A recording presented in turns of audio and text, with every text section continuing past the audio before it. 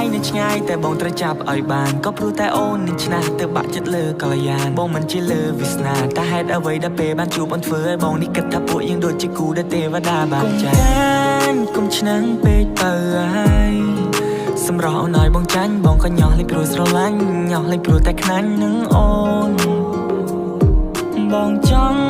ឲ្យគេផ្សេងឆ្ងាយស្រីបងខ្លាចថាពេលឆ្ងាយកាយពីថ្លៃឆ្ងាយដល់ហារតីបែរនឹងបែរជាបីហើយក៏បងត្រូវសោកទោះបីអូនឆ្នះបន្តិច and that the way she flex ហើយពេលដែលអូននឹងខឹងបែរដូងមក trying to fix and that the way you are អូនខុសពីគេទៅលើសម្រស់ហើយថែមទាំងចរិយាមកអូនមួយក្រឡងហើយឲ្យអូនពាក់ធ្លាក់ស្មាអូនសុភាពតែកាចឲ្យបងពិបាកនឹងថាអូនស្អាតជាងគេទាំងអស់នារីនៅឋានកណ្ដាលឬមិនមែនកូនមនុស្សជាកូនទេវតាបងចង់តែនាំអូនចេញពីគេតែត្រយមកខាងនៃផែនដីដែលមានតែបងនិងមានមេ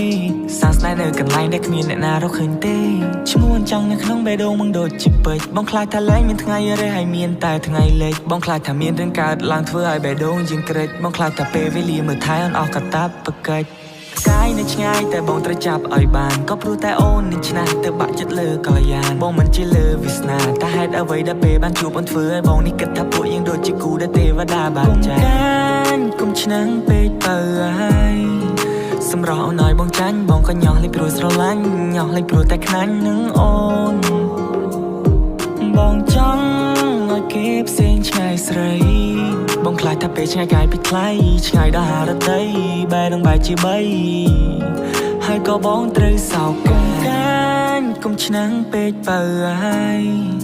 សម្រស់អូនឲ្យបងចាញ់បងក៏ញោះលេចព្រោះស្រឡាញ់ញោះលេចព្រោះតែខ្លាញ់នឹងអូន